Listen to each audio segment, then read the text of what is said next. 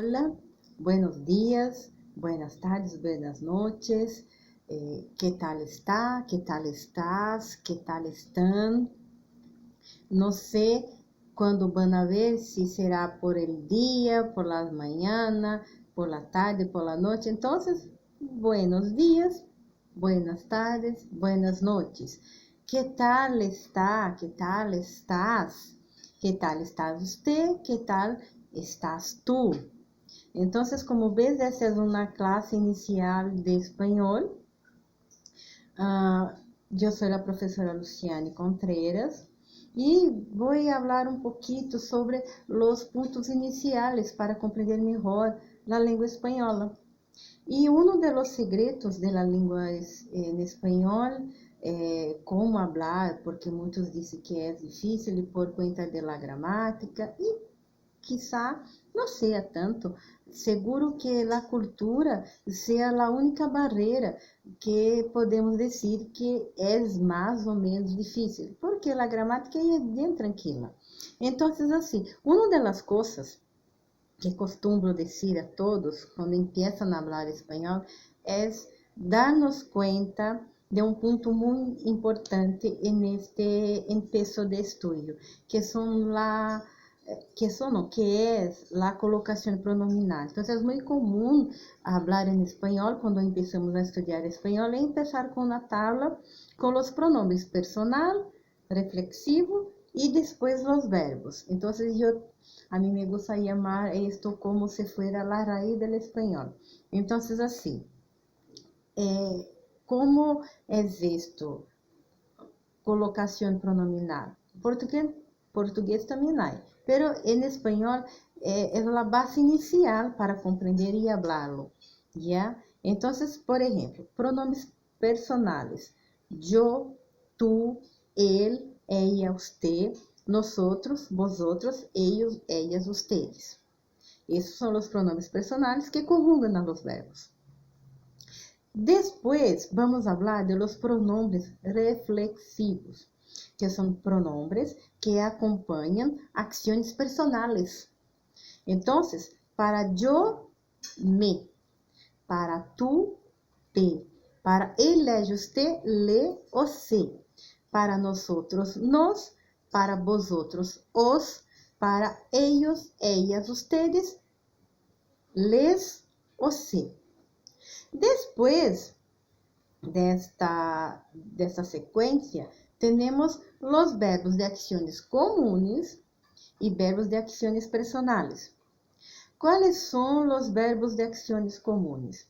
Hablar, decir, estudiar, trabalhar, comer, dormir e assim se vai. ¿Cuáles são os verbos de acciones personales? Llamar-se, desayunar-se, vestir-se, todos os verbos que no final llevar esta se en el final são verbos de acciones personales. Ou seja, como se passa isso então? Sempre que vamos dizer algo de acção personal, como por exemplo, llamar-se, banhar-se, por exemplo. Então, me llamo, me banho, te llamas, te banhas, se llama, se banha, nos llamamos, nos banhamos, os llamais, os banhais, se llaman, os banhais. Ou seja, estes verbos que sempre que levar esta C no final, é necessário poner os pronombres reflexivos juntos com eles, ¿ya? Para definir quién exatamente está haciendo o recibiendo la acción. Acá después yo voy a poner abajo de este vídeo una tabla con estas explicaciones para que ustedes puedan mirar mejor y darse cuenta de cómo funciona esto, ¿ya?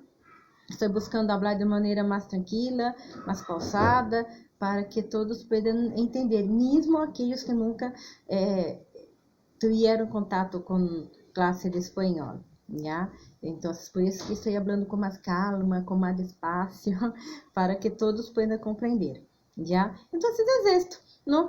¿Comprendió la raíz del español? ¿No lo es? Que hay los pronombres personales, hay los pronombres reflexivos, cada uno de los pronombres reflexivos se refiere a una de las personas de los pronombres personales que conjugan los verbos. Hay los verbos de acciones comunes, repitiendo, hablar, decir, estudiar, trabajar. Estos verbos de acciones comunes solo los conjugamos en la persona que está haciendo o recibiendo la acción. No necesita poner los pronombres me, te, se, le, nos, os, se, les. ¿Ya? Solo lo conjugamos. Por ejemplo, yo hablo, yo estudio, yo trabajo.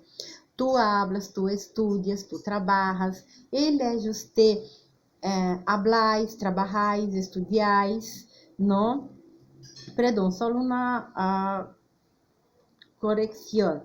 Vosotros habláis, estudiáis, trabajáis. Ellos, ustedes hablan, trabajan, estudian.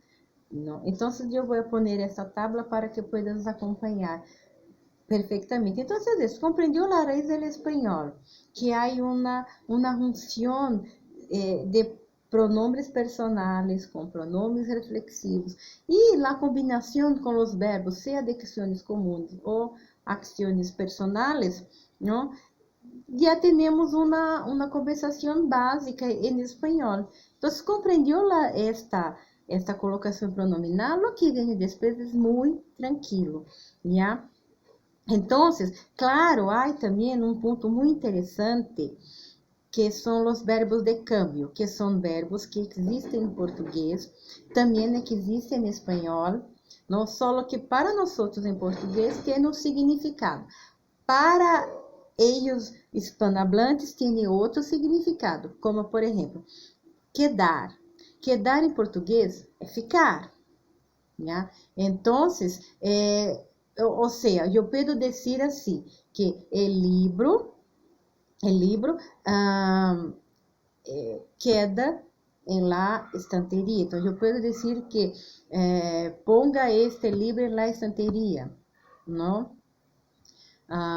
Ou seja, o verbo quedar, porque o livro queda, não? Em la estanteria. Fica, não?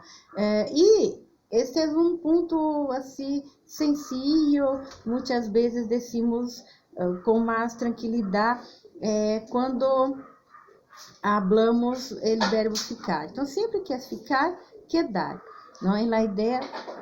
Agora, podemos trabalhar quedar-se com esse e, se no final. O que passa nesse sentido? Em português, decimos assim, José ficou doente. Em espanhol, José, eu não vou utilizar o verbo quedar ou quedar-se. Eu vou trabalhar o verbo poner-se, não? Então, esse verbo poner, que é o por, e poner-se, verbo de câmbio, sempre que leva esta C no final. Então, José se puso enfermo. ¿Ah? Y no José se quedó enfermo. Entonces, esto es una de las diferencias entonces, entre verbos comunes, acciones personales y verbos de cambio. Porque son acciones igualitas que hacemos acá en portugués, Brasil, solo que en español, si yo hacer una traducción en directo, exactamente com a palavra, muitas vezes não suena, não sale exatamente com a mesma ideia que queremos poner, já que queremos hacê-la. É isto. Então, uma tradução indirecta, José se quedou enfermo. Não é correto. Correto é, José se puso enfermo. Cambia o verbo quedar-se por verbo poner-se. Yeah. Tanto quedar-se, poner-se são verbos de câmbio, porque eu posso utilizar o verbo poner solo na ideia de colocar. Então, por exemplo, ponga este livro en la estanteria. Yeah, listo, não? Que verbo por, colocar. É nesse sentido. Então, se é poner-se, ya es algo de estado anímico, sensaciones, sentimientos, ¿ya? María se puso muy nerviosa. No voy a decir así, María se quedó muy nerviosa. No, vamos a pensar en español. María se puso muy nerviosa. Ya por eso llaman verbos de cambio. E assim se va.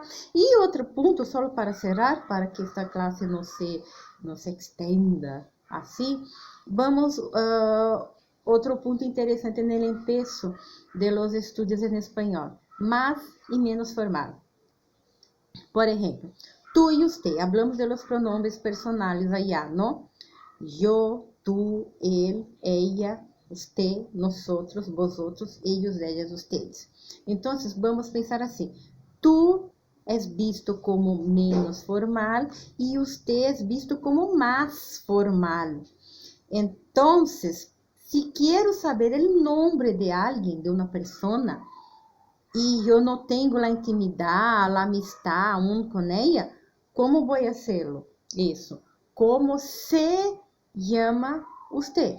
Si es un ambiente menos formal, no hay la necesidad de tanta formalidad, yo puedo decir así, ¿cómo te llamas tú? Cuando yo quiero saber la edad de la persona, menos formal, ¿cuántos años tiene usted?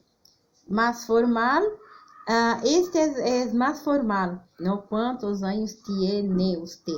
Menos formal, ¿cuántos años tienes tú? Quando quero dizer onde a pessoa vive, a direção dela, quando quero perguntar-lhe, mais formal, onde vive você? Menos formal, onde vives tu?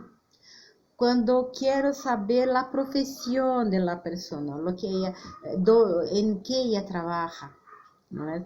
Há dois verbos que podemos utilizar nesse sentido. Então, por exemplo, puedo trabalhar o verbo hacer e também puedo trabalhar o verbo dedicar-se.